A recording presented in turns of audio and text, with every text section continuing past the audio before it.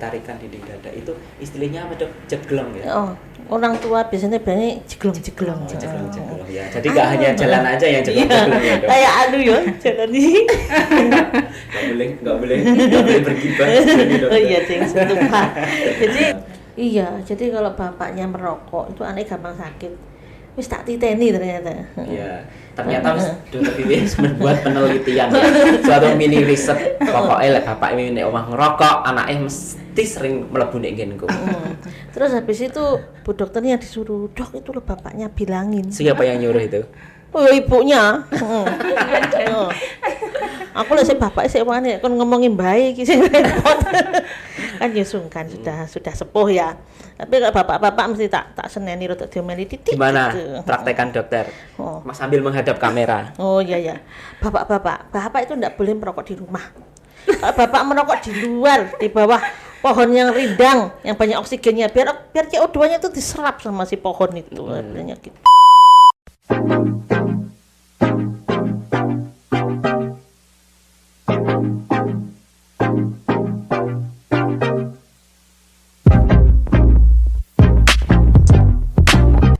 Halo Sobat Ngobras semuanya, jumpa lagi bersama saya Frans Nedodiki dalam acara Ngobras kedua, ngobrol asik, santai, dan menyenangkan bersama RSUD Marti Waluyo, Kota Blitar. Setelah berjibaku melawan pandemi COVID, kini masyarakat harus mewaspadai penyebaran penyakit yang misterius. Dilaporkan pertama kali di negara Cina, namun negara-negara lain seperti Belanda, Inggris juga melaporkan adanya kasus ini. Bahkan di Indonesia, pada tanggal 6 Desember lalu juga telah melaporkan adanya penyakit pneumonia misterius. Lalu kita akan kedatangan narasumber yang sangat cantik, sangat energik, imut, mungil. Ya, kita sapa dulu di sini ada Dr. Vivi Ratnasari, spesialis anak. Selamat pagi dokter. Selamat pagi. Ya, di sebelahnya ada Mbak Yeni dari perawat ruang anak RSUD Marti Waluyo. Disapa dulu. Selamat pagi sobat sehat. Ya dokter, gimana perasaannya di Ngobras ini dok? Ya karena baru pertama kali ada deg-degannya. Ada deg-degannya. Tapi suka lah. Ya. Kalau Mbak Yeni, gimana? Apa kabar Mbak? Alhamdulillah sehat. Semoga sobat sehat semuanya juga sehat dan juga bahagia. Oke, langsung saja ya dokter ya. Boleh. Siap dokter dengan pertanyaan-pertanyaan yang unik. Aduh. Oke, jadi dokter ini kan kita ada laporan bahwa ada penyakit misterius ya. Jadi istilahnya pneumonia misterius yang akhir-akhir ini sudah ditemukan penyebabnya yaitu Mycoplasma. Kita sebut Mycoplasma pneumonia. Dokter, sebagai masyarakat awam sepertinya kita sudah tidak asing lagi ya dengan istilah pneumonia. Tapi sepertinya banyak juga masyarakat yang belum paham. Ini bisa dijelaskan dokter kepada masyarakat apa itu pneumonia? Jadi pneumonia itu merupakan suatu penyakit yang menyerang di paru-paru. Ya, kalau kita ngomongin paru, di situ ada saluran nafasnya, ada salurannya, ada jaringannya. Jaringannya itu maksudnya sel-sel parunya itu. Nah, kalau yang namanya pneumonia itu yang diserang itu jaringannya, jaringan parunya, ya. Kadang bisa juga jaringan parunya kena, kemudian salurannya kena, itu namanya bronkopneumonia. Bronkopneumonia. Oke. Gitu? Ada tambahan lagi? Kalau untuk penyebabnya sih banyak sih. Banyak. Salah satunya jadinya dokter? Paling sering tuh karena bakteri. Terus karena virus juga bisa. Nah, jadi kalau pneumonia itu lebih ke jaringan paru-parunya ya. Tapi juga bisa menyerang di salurannya. Ya, salurannya kena juga. Bisa diulangi lagi dokter, apa yang bisa menyebabkan pneumonia? Pneumonia bisa disebabkan karena infeksi. Jadi ini merupakan penyakit infeksi ya. Menular. Menular. Jadi infeksi itu bisa akut, bisa kronis. Nah, kalau akut itu berarti onsetnya itu cuma sebentar, tapi lebih parah. Langsung langsung heboh. Gitu. Kalau yang kronis itu biasanya lama. Kalau heboh gimana dok kira-kira? Heboh itu waduh bisa kemana-mana. Ayahap. Oke. Terus lanjut dokter. Terus kalau untuk pneumonia itu kan biasanya akut ya. Hmm. Nah itu jadi gejalanya itu bisa panas tinggi. Panas Panasnya tinggi loh, enggak panas yang biasa. Jadi Harus panasnya tinggi. tinggi itu bisa sampai 39, 40 gitu. Nggak sumer-sumer lagi. Enggak sumer-sumer. Kemudian ada batuknya, yang khas itu ada batuknya. Terus ada sesek kalau pneumonia itu. Jadi kalau pneumonia itu harus ada demam, kemudian batuk, Ya, atau sama sesak. Salah satu gejala ini tidak ada, bisa disebut pneumonia, Dok? Kalau yang sesaknya itu nanti emang ini pneumonia ringan atau pneumonia berat gitu. Oh, gitu. Jadi grade-nya ya ada grade ringan, sedang, berat. dan berat. Oke, dokter. Kemudian bagaimana? Tadi kan sudah dijelaskan, ini merupakan penyakit infeksius ya, penyakit yang menular. Penularannya melalui apa, dokter? Nah, dia itu melalui droplet. Droplet itu kita bilangnya percikan. Munceratan. Oh, nah. Iya. Jadi gampang banget gitu loh nularnya. Jadi saya Mbak Yeni tak bersihin ya bisa loh ketularan. Gitu. Oke, Mbak Yeni. Sesuai pengalaman Mbak Yeni ya sebagai perawat di ruang anak nih, gejala apa saja yang sering muncul pada anak-anak Mbak Yen?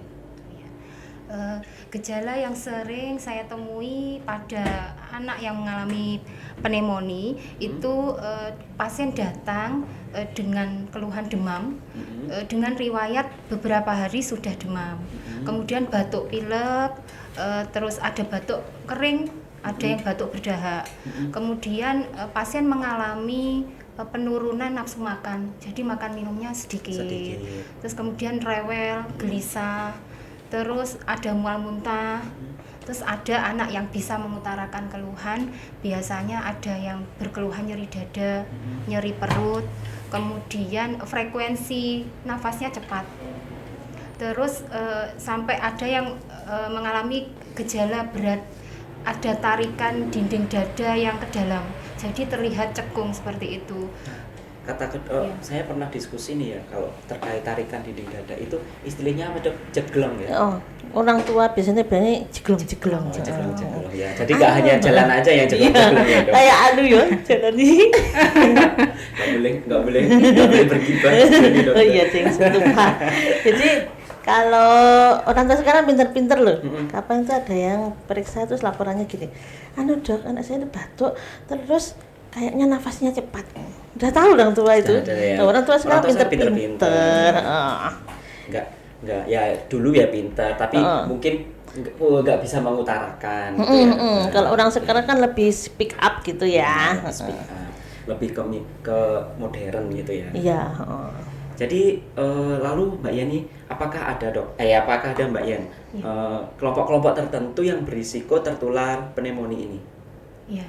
Secara umum orang-orang yang rawan terkena infeksi itu yang mempunyai daya tahan tubuh yang rendah, seperti itu. Kelompok salah satunya pada bayi dan balita, karena disebabkan pada tubuh bayi dan balita itu sistem imunnya ya itu masih rendah. Terus ada faktor-faktor yang bisa meningkatkan resiko tinggi pada bayi dan balita yang mempunyai riwayat kelahiran prematur, kemudian gizi buruk, malnutrisi, kemudian anak yang mempunyai penyakit infeksi tertentu, contohnya kayak campak, HIV seperti itu gitu kan. Yeah. Kemudian anak-anak yang mendapatkan pengobatan rutin steroid seperti nefrotik sindrom gitu kan. Kemudian anak-anak yang tidak mendapat vaksin pneumonia. Kemudian anak-anak yang tidak mendapatkan ASI eksklusif 6 bulan pertama ketika bayi. Okay. Kemudian ada kelompok dewasa yang mempunyai penyakit kronis seperti DM, hipertensi, penyakit jantung, DM stroke, itu kencing manis betul. Kemudian yang penderita keganasan seperti CA, kanker ya. Iya, seperti itu. Kemudian ada dari kelompok lansia juga beresiko dan kelompok merokok, baik yang merokok itu sendiri maupun yang terkena paparan asap rokok. Menarik loh merokok ya. Ini nanti Dokter Vivi katanya udah briefing ya di sebelum podcast ini, saya nanti akan bercerita tentang sulitnya mengatasi asap rokok ini ya. Dok. Iya. Ya, jadi dokter, kalau tadi kan Mbak Yeni sudah banyak sekali menyinggung tentang anak nih, ya, tentang anak, resiko anak tertular pneumonia. Kalau kita bandingkan dengan dewasa, anak-anak itu apakah benar cenderung berisiko terkena pneumonia, Dok? Kenapa? Iya, jadi memang terutama anak-anak balita bawah 5 tahun ya. Iya. Terutama ya TK, SD itu masih bisa. Belum apa sebelum TK itu? PAUD. PAUD, TK itu yang paling sering karena dia itu sama yang lainnya itu loh. Kontak ya, jadi kontak dengan yang lainnya itu sulit kan ya. iya, anak-anak segitu kan lagi aktif-aktifnya. Nah, itu gampang sekali penularannya ya. Nah, cuma masalahnya nanti mereka pulang ke rumah, nah itu punya adik baby. Nah, adik babynya dibersihin sama dia, kan gemes tuh. Akhirnya adik babynya kena juga. Apalagi nanti kalau serumah ada yang lansianya juga ya, jadi seperti itu. Jadi memang anak-anak itu memang sistem imunnya belum terbentuk dengan sempurna. Oke, dokter. Kemudian dokter, tentang pneumonia misterius ini, sebenarnya semisterius itukah, Dok? Bagaimana dokter menjelaskan kepada masyarakat supaya masyarakat itu enggak, aduh ini misterius, kalau misterius itu pasti bahaya, terus aku harus gelisah, aku harus galau, gundah gulana gitu. Itu gimana, Dok? Iya, jadi sebenarnya sih enggak semisterius itu ya. Ihir. Jadi memang sebenarnya penyebab dari pneumonia itu banyak kan memang bakteri ya. Iya, bakteri. Ada lagi yang virus itu yang saya sebutkan di depan. Nah, jadi kalau Mycoplasma namanya kan ternyata Mycoplasma toh. Nah, itu ternyata memang dulu itu sudah ada sebenarnya juga. Sebenarnya sudah ada. Jadi sebenarnya kalau untuk kita bandingkan kuman itu ada yang namanya kuman tipik dan atipik. Apa kok disebut tipik? Karena tipik itu gampang terdeteksinya. Jadi bakterinya itu bisa dilakukan pewarnaan, bisa dikultur tuh gampang ketemu. Itu namanya tipik. Nah, kalau yang atipik itu enggak gampang ketemu. Kita kultur. Dikultur itu maksudnya kumannya ditumbuhkan. Diambil dari contoh darahnya. Intinya dilabkan lah gitu ya, dokter. Enggak ketemu biasanya gitu. Setelah agak sulit. Jadi biasanya ketemunya dengan pemeriksaan-pemeriksaan yang lainnya gitu. Nah, karena dia itu memang termasuk yang atipik, jadi kita sebutnya memang misterius. Gitu loh. Tak terlihat. Ternyata itu Mycoplasma yang sebenarnya dari dulu pun juga sudah ada.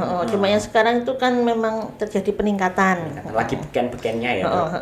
Lagi famous. Lagi zoom. lagi booming ya. Oke. Kemudian apakah ada perbedaan nih, Dok, Mycoplasma pneumonia ini dengan pneumonia yang lain? Jadi kalau pneumonia itu yang khas itu kan 3 itu ya. Ada batuk, panas sama sesak. Nah, kalau yang untuk Mycoplasma itu biasanya ada keluhan yang di luar paru juga. Jadi ada pusing, badan capek-capek, nyeri gitu. Muntah yang katanya Mbak Yeni tadi gitu. Cuma kan kalau anak kecil kan nggak bisa ngomong ya, taunya nangis tok. Kan ibunya kan jadi bingung ya kan. Oh iya, terus ini ya, pneumonia tadi kan saya cerita ini panasnya kan tinggi bingit ya, 39-40. Nah, untuk anak-anak yang berisiko kejang, nah itu kejadian kejang itu banyak. Jadi kadang kita dilaporin, Dok, pasien dengan kejang gitu. Setelah itu ternyata kita lihat, oh ternyata pneumonia. Dok, pasien datang dengan muntah gitu. Terus sudah kita lihat pneumonia. Gitu. Jadi nggak melulu gejalanya itu ada di saluran pernafasan ya ternyata. Kalau anak-anak itu bisa lebih kemana-mana. Apalagi dengan anak-anak yang masih kecil, bawah 1 tahun itu risiko untuk naik ke otak. Jadi infeksi otak itu besar loh. Jadi membahayakan. Tadi kan dijelaskan juga pneumonia itu berisiko pada anak. Apakah Mycoplasma ini akhir-akhir ini kan meningkat itu juga karena faktor itu, karena daya tahan tubuhnya juga? Iya, tapi ujung-ujungnya pada anak tetap pada anak ya, karena anak juga paling rentan ya, karena kekebalan tubuhnya belum ini. Nah, ini menurut Mbak Yeni nih, apa yang bisa orang tua lakukan untuk melindungi anak supaya tidak tertular penyakit khususnya pneumonia Mycoplasma ini? Iya.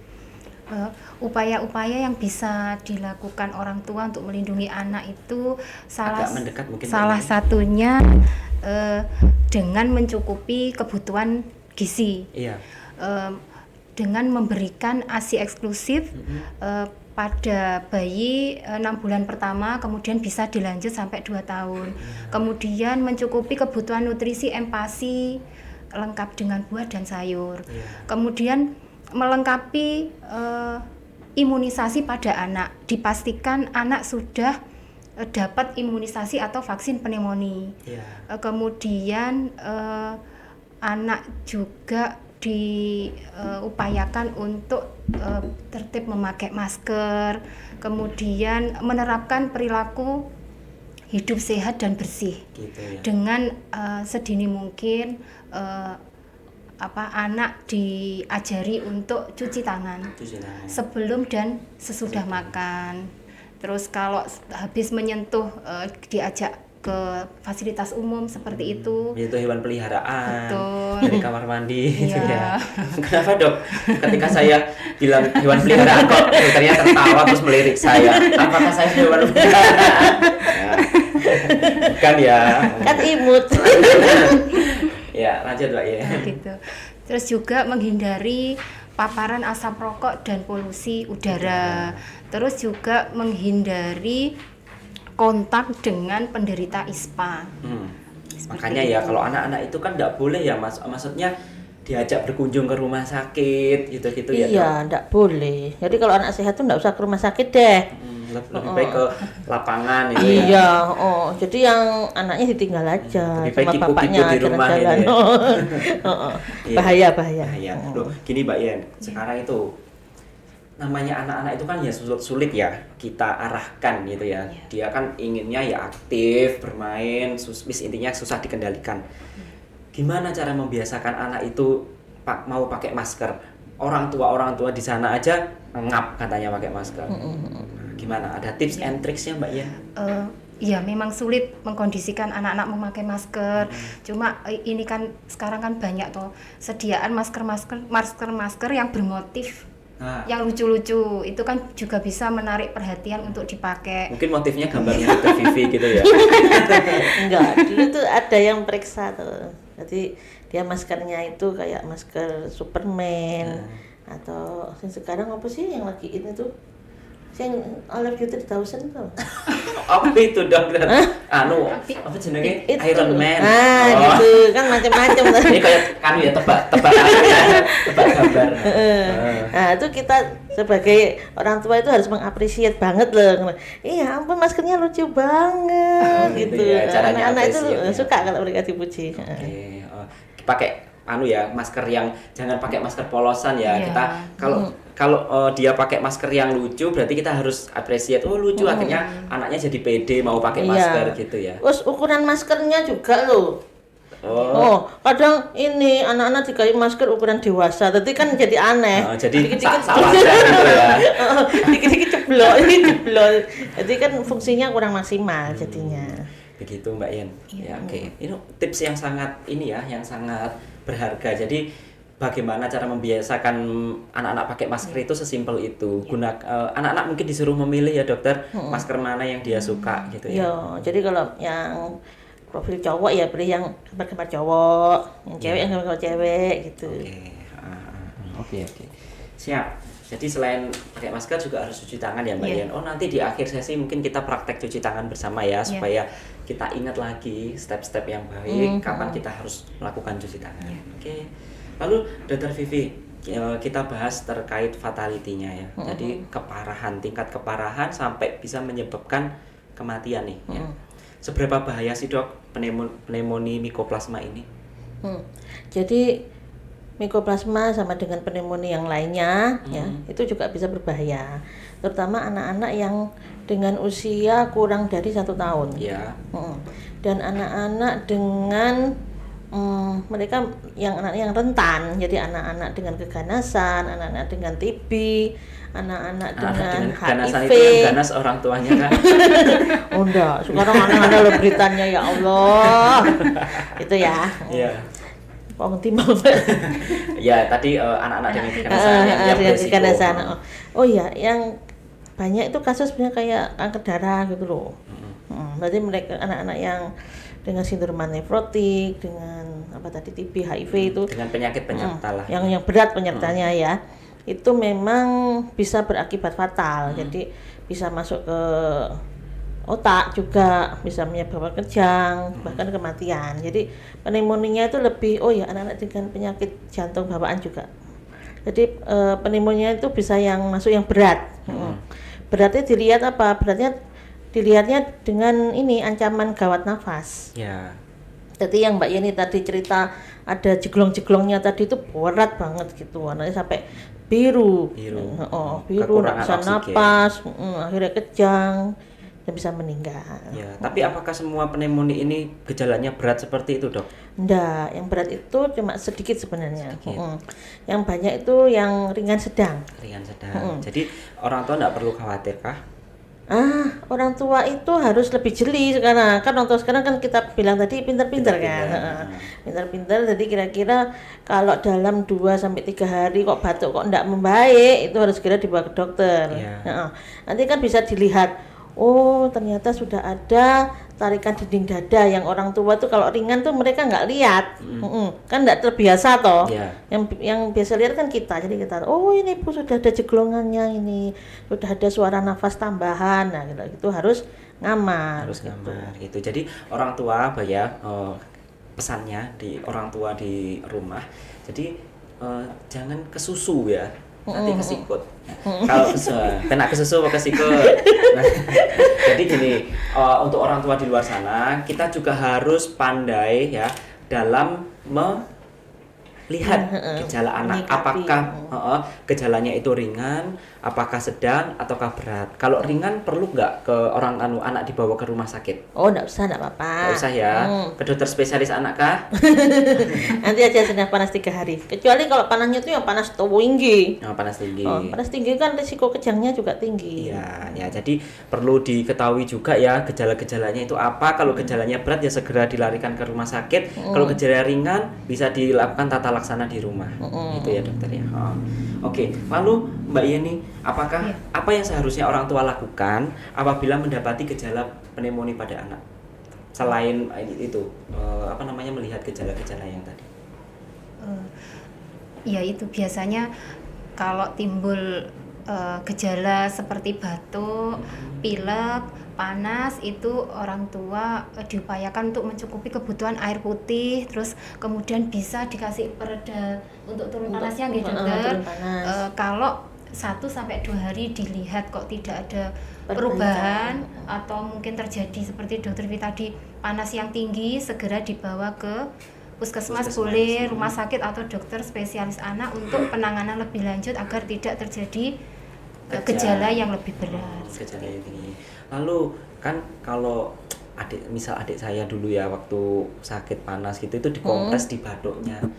Ya, itu bener apa enggak sih, Dok? Kompresnya kompres apa dulu? Nah, itu yang mungkin masyarakat kurang tahu kan, kompres ada banyak cara ya. Dingin, panas. Nah, itu gimana cara tata laksananya? Jadi kalau untuk demam itu kita sarannya yang hangat kuku lah. Jadi dilihat dulu airnya hangat kuku. Sekarang benda. Kuku saya dingin dong. AC-nya dingin. Jadi nggak boleh kompres dingin ya. Kompres dingin itu untuk kasus-kasus kayak bengkak, misalnya bal-balan terus bengkak, terus baropolah yang jatuh-jatuhan itulah yang bengkak-bengkak gitu. Jadi kalau untuk panas jadi harus yang hangat. Kalau bisa jangan ditempel tok. Jadi kalau bisa itu dilap. Paling bagus tuh ternyata dilap. Dilap di seluruh tubuh. Terutama ini daerah-daerah cepitan. Apa? Iki leher. Leher anak kan lebih pendek toh. Leher. Tahu saya itu soto kalau. Soto cepitan. Duh, ini endorse, tidak di endorse ya. Tolong dong di endorse. Soto. Ya. Apalagi dong daerah cepitan. Leher, ketiak, terus selangkangan. Terus yang tertutup itu punggung dilap pakai air hangat, habis itu baru diandui. Itu lebih cepat. Jadi kalau kita airnya dingin, itu malah nggak terperangkap panasnya, malah nggak turun-turun nanti, malah bahaya. Panasnya malah tambah meningkat. Oke, siap. Jadi kita sudah banyak ya tahu tentang pneumonia misterius ini. Ternyata juga nggak semisterius itu. Hanya aja pneumonia mycoplasma ini lagi terkenal karena lagi in ya, karena ini apa namanya kasusnya lagi meningkat. meningkat di Cina sana. Heeh. Kalau di RSUD Martiwaluyo sudah ada Mbak Yen kasus ini? Kalau pneumonia banyak, memang akhir-akhir ini ada peningkatan kasus, cuma memang kita kan nggak melihat oh ini mikroplasma itu enggak gitu enggak. Ada pneumonia dan sudah mendapat tata laksana yang baik ya. Kebanyakan pulang ya pasiennya. Pulang sehat ya Dok. Pulang sehat. Cuma agak lama ya ini perawatannya. Oh ya, cuma perawatannya lama tapi pulang sehat. Jadi santai, tenang ya, serius. Kemudian saya akan bacakan pertanyaan-pertanyaan Oh boleh dari netizen. Dari netizen. Kan netizennya baik-baik ya. Ini pertanyaan pribadi boleh Dok? Ini pertanyaan pertama. Saya pilah-pilahnya dulu kasusnya ya.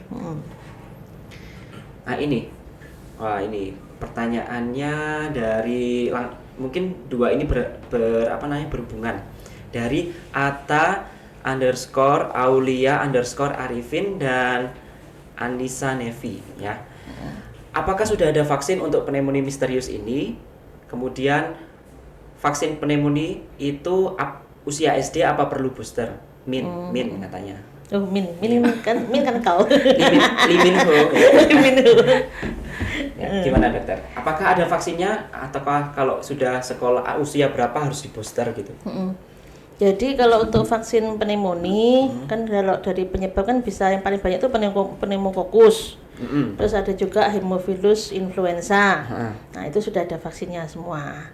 Kalau untuk HIV itu mulai tahun berapa ya? Saya lupa. HIV hemophilus influenza itu sudah masuk jadi satu sama itu yang DPT. Hepatitis jadi satu di situ. Nah, terus kalau yang PCV pneumokokus vaksin itu tahun ini sudah masuk di buku KIA. Jadi sudah masuk di program pemerintah kan? Sudah. Ya, alhamdulillah. Alhamdulillah mengurangi pengeluaran. Ya udah masuk, tapi baru tahun ini. Terima kasih pemerintah. Jadi yang lainnya tahun-tahun sebelumnya nggak dapet. Kalau misalkan ada yang ngersakne vaksin sendiri, itu mehong nggak dok? Mehong ya. Oh, dari farmasinya itu harganya sekitar 850 sampai 900. Itu harga vaksinnya tok lo ya. Belum nyonteknya jasanya. Tapi pernah lihat itu di mana ya? Ada dulu yang bawa vaksin tuh di daerah mana ya? Deket Singapura tuh mana? Babel. Aduh, deketnya Singapura ya Batam dok. Oh Batam Babel sih. Yang di Batam tuh ternyata di sana lebih mahal. Oh lebih mahal lah. Ini untuk masyarakat ya. Jadi kalau sudah disediakan fasilitas vaksin gratis dari pemerintah, ya ayolah manfaatkan ya. Mengingat vaksin itu ternyata mahal. Iya mahal. Aman dok vaksinnya? Oh aman. Aman ya. Kemudian apakah perlu booster? Usia berapa perlu booster? Jadi vaksin ini kan diberikan 4 kali ya. Usia 2 bulan, 4 bulan, 6 bulan. Terus boosternya usia 12 sampai 15 bulan setahun. 15 bulan. Oh, jadi 4. Yang itu sesuai program. Ya, programnya itu. Nah, kalau misalnya belum divaksin, nah itu tergantung usia. Kalau di atas 5 tahun cukup 1 kali. 3 sampai 5 nanti 2 kali. Kalau nih misalkan sudah vaksin 4 kali, usia 2, 4, 6 tadi, perlu nggak booster lagi di usia sekolah gitu? Oh enggak, usia sekolah kita boosternya untuk yang TD, tetanus difteri. Oh gitu ya, jadi tidak perlu booster ya karena sudah terbentuk kekebalan yang optimal. 4 kali sudah. Oke. Pertanyaan selanjutnya, ya ini agak-agak serius ini pertanyaannya. Waduh. Udah dengan ya. Dari Friska_Primardania. Ya. Berita pneumonia misterius disusul dengan peningkatan COVID ya. Sekarang juga lagi happening peningkatan COVID ya. Jadi warga Blitar, Kota Blitar, sobat ngobras semuanya itu harus kita ingat lagi jangan sampai terkena COVID untuk kesekian kalinya. Cukup kemarin-kemarin aja ya. Berita pneumonia misterius disusul dengan peningkatan COVID baru-baru ini. Apakah ada hubungannya, Dok? Jadi COVID sama ini pneumonia ini kan memang hampir sama ya, sama-sama pneumonia sebenarnya. COVID itu juga pneumonia, cuma dia karena virus. Jadi memang ini kok pas lagi meningkatnya memang bareng-bareng, tapi sebenarnya tidak berhubungan. Cuma terjadi peningkatannya bareng-barengan aja. Barengan aja ya. Jadi musimnya gitu ya. Iya, musim pneumonia. Jadi satunya COVID, satunya mikoplasma. Ya, oke. Lalu Mbak Yeni, ini ada pertanyaan dari Gila Filter.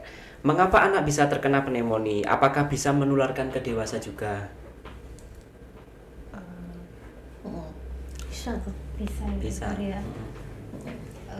Karena anak itu kan yang seperti yang diatur dokter Vivi tadi kan masih belum terbentuk daya tahan tubuh. Jadi kan berpotensi untuk terkena infeksi. Ya. Terus kemudian itu kan di rumah kemungkinan ada kelompok lansia ataupun dewasa yang punya penyakit kronis. Ya. Jadi mungkin bisa juga menginfeksi.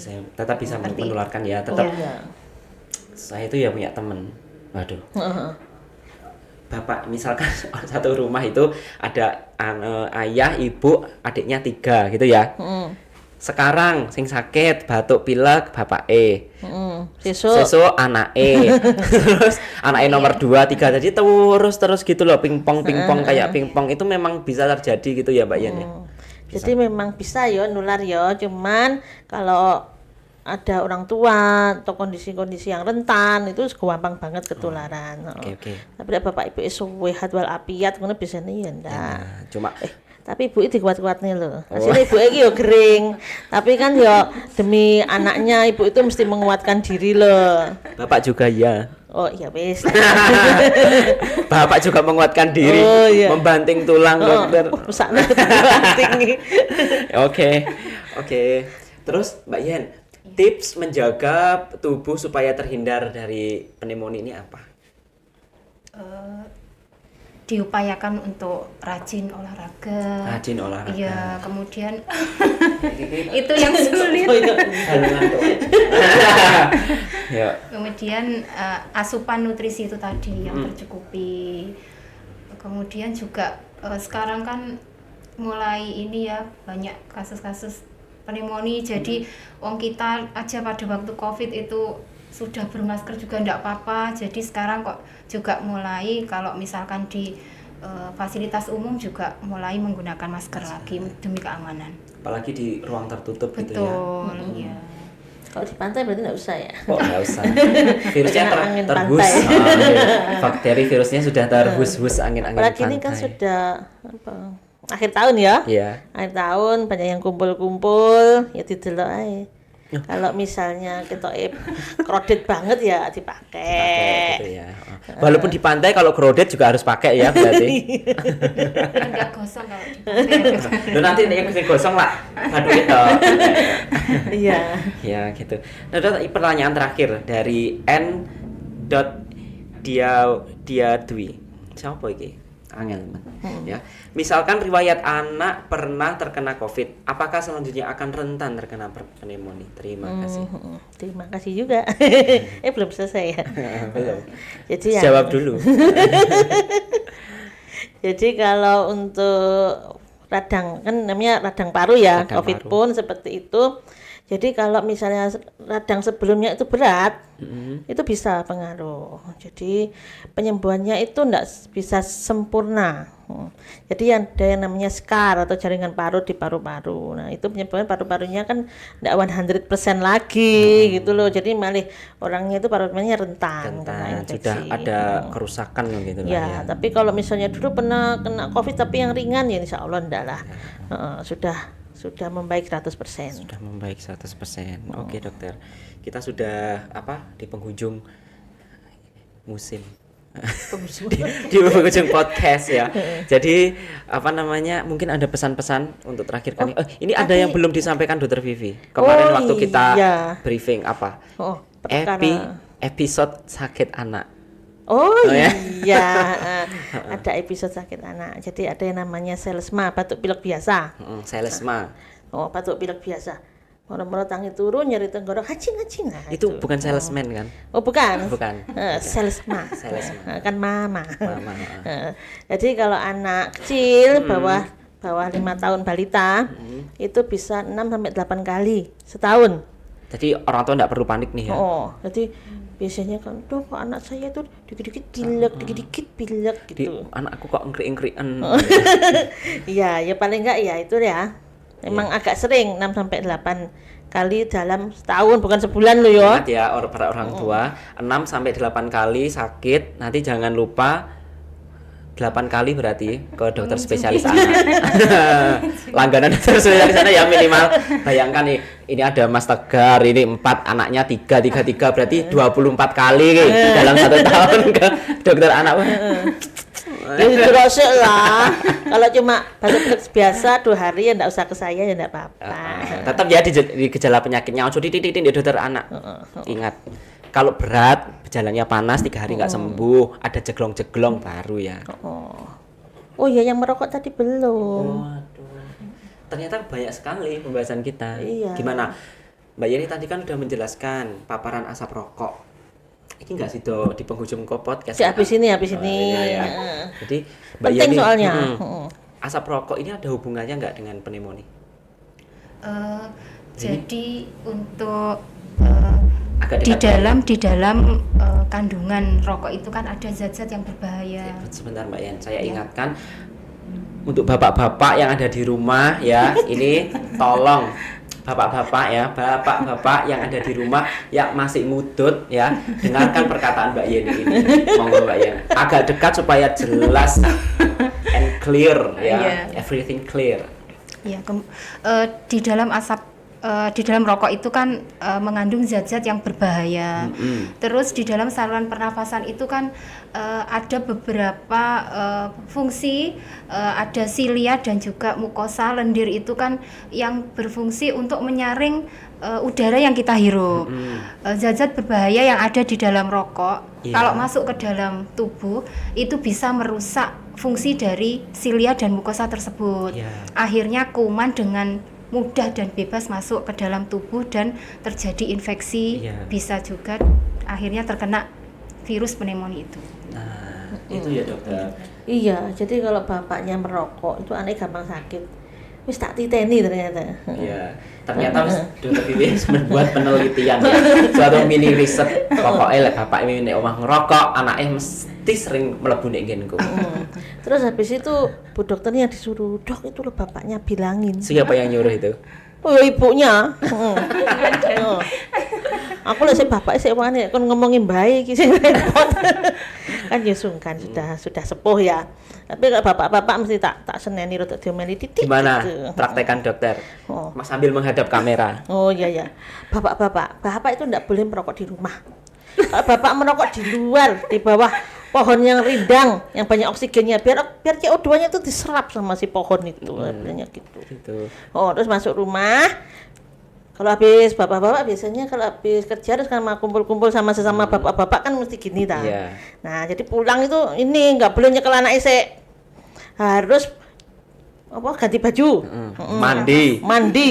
Ganti baju. Soalnya kan banyak yang nempel loh. Kan kita nggak kelihatan barang nempel itu. Nah, habis itu baru boleh. Sikat gigi. Sikat gigi dulu. Wudu. Gitu. Jadi emang nggak boleh bapak-bapak di rumah. Jadi gitu ya. Lebih sulit ngomongi anak-anak atau bapak-bapak dokter? Kayaknya ke bapak-bapak. Sulit ya. Berarti memang merokok itu asap rokok itu mengandung zat berbahaya. Tetapi bapak-bapak itu orang ngerokok lambene kecut. Nah, itu. Iya, sebenarnya banyak mudorotnya sebenarnya. Waduh, kayak Bu Ustadzah yang ngomong mudorot. Gitu ya. Ternyata memang ada kaitan ya antara asap rokok dengan penyakit pernafasan, tidak hanya pneumonia saja ya ternyata. Oh iya, banyak semua. Oke. Tadi Dokter Vivi kan sudah menjelaskan kalau bapak-bapak itu baru ngerokok bersama teman-teman, pulang harus cuci tangan. Terus Mbak Yeni juga sudah menjelaskan bahwa salah satu cara pencegahan dari pneumonia ini adalah cuci tangan. Yuk, mari kita praktekkan bersama ya, cuci tangan. Nanti akan Mbak Yeni. dipandu Mbak Yeni. Dokter Vivi lali selalu di Seneni PPI. Ini lemparkan Mbak Ari. Ya. Ya, jadi cuci tangan itu bisa dilakukan satu menggunakan sabun dan air mengalir dan satu bisa menggunakan hand rub. Hand rubnya berbasis alkohol 70% ya Mbak Yen ya. Kapan saja Mbak Yen kita harus melakukan cuci tangan ini? Kalau agak lali. 5 moment. Iya. Yang di untuk rumah saja. yang di rumah ya. Kalau yang di rumah sebelum juga yang untuk anak-anak tadi dibiasakan sebelum dan sesudah makan. Kemudian setelah dari kamar mandi, kemudian setelah menyentuh benda-benda mungkin diajak keluar rumah seperti itu. Kemudian juga kan tidak boleh ya kalau anak-anak dikontak dengan penderita ISPA. Cuma alangkah baiknya kalau memang di rumah itu disediakan hand sanitizer untuk jaga-jaga kalau misalkan dibawa kemanapun. Oke. Jadi setelah anak-anak kipu di lemah gitu ya, kipu. setelah ngasin, Iya. itu harus cuci tangan. Penting loh ngasin itu ternyata. Vitamin D. Vitamin D. Oke, kita praktekkan ya Mbak Yeni ya. Oh, hadap. Kita dikomando untuk menghadap ke tengah ternyata. Nanti kalau misalkan ada yang step yang salah bisa di-cut. Pas lali. Namanya juga manusia. Iya. Yang penting kan kita sudah berusaha cuci tangan, Iya. ya enggak sih, salah benar enggak masalah. Yuk, nih bagi-bagian rapi. Oke. Lebu gelas. Yang pertama Mbak Yan agak dekat dengan mix Mbak Yan. Ya. Yang pertama telapak tangan dengan hitungan 4. 1, 2, 3, 4. Kemudian di punggung punggung tangan. 1, 2, 3, 4. Satunya 1, 2, 3, 4. Kemudian di sela-sela jari. 1, 2, 3, 4. Kemudian mengunci. Mengunci. 1, 2, 3, 4. Kemudian di Jempol diputar. jari jempol diputar. 1, 2, 3, 4. 1, 2, 3, 4. Dan yang terakhir Di ujung-ujung jari diputar. 1, 2, 3, 4. Sebelahnya 1, 2, 3, 4. Oke, bersih dari terhindar dari pneumonia misterius. Oke, kalau bersih gimana Dok? Yeay. Ingat loh, kalau saya habis ngitung uang Oh iya, menghitung uang ya. Menghitung uang itu wajib cuci tangan. Menghitung uang cuci tangan. Mbak Ye, Mbak Ari. Iya. Ya, oke, kita lempar-lemparan. Closing sekarang. Oh yes. Yes. Kita sudah selesai di penghujung podcast. Ini the real penghujung podcast ya. Jadi pneumonia misterius itu ternyata tidak semisterius itu karena sebenarnya Mycoplasma ini sudah ada sejak dulu ya. Kalau misalkan ada gejala pada anak, orang tua tidak perlu khawatir, tetapi orang tua wajib melihat gejalanya ringankah, sedang atau berat. Kalau gejala ringan bisa dilakukan tata laksana di rumah. Kalau gejala berat segera dilarikan ke fasilitas kesehatan atau di RSUD Marti Waluyo atau Kota Blitar. Pilihan Terpercaya masyarakat. Lupa saya visinya. Maaf Pak Direktur. Atau dibawa ke poli anak ya dokter. Ya. Poli anak buka setiap hari Senin sampai Sabtu. Pada jam 8 mulai. ya, nanti ketemu dokter Vivi yang immute ini. Yes. Kemudian tata laksana lain juga bisa dilakukan vaksin pada anak-anak ya, khususnya vaksin pneumonia. Kemudian untuk mencegahnya jangan lupa mencuci tangan, menggunakan masker dan melakukan pola hidup bersih dan sehat setiap harinya. Ya. Statement penutup Dokter Vivi, monggo disampaikan ke masyarakat. Ya. Jadi kalau ibu-ibu ya itu harus lebih waspada lagi. Bapak-bapak nggak perlu. Ya bapak-bapak juga. Jadi ibu-ibu dan bapak-bapak harus lebih waspada lagi. Kalau ada anaknya sakit harus dilihat ya. Kalau sudah 2 hari kok tidak ada perbaikan, segera dibawa ke fasilitas kesehatan. Ya, untuk Mbak Yeni closing statementnya. Terapkan perilaku hidup bersih dan sehat. Kemudian sedini mungkin diajari anak untuk cuci tangan. Nah, cuci tangan. Oke, terima kasih untuk Sobat Ngobras sudah menemani kita di ngobrol asik dan santai bersama RSUD Marti Waluyo. Nah ini dokter harus lihat saya kalau closing. Seperti ini, mata Najwa. Walaupun mata saya sipit, ya, bukan berarti saya tidak bisa menirukan mata Najwa. Oke. Jangan mau lagi terbius mendengar berbagai kasus. Seperti pandemi lalu, kita harus belajar desas-desus. Kini muncul pneumonia misterius, harus kita anggap serius. Mari terapkan PHBS, pencegahan menjadi fokus. Cakep. Piye dong? Loh, iki keren loh dokter, gak lucu loh konsepnya. Iya, keren. Selamat berakhir pekan. Semoga warga Kota Blitar dan Blitar Raya sehat semua dan sampai jumpa di podcast selanjutnya.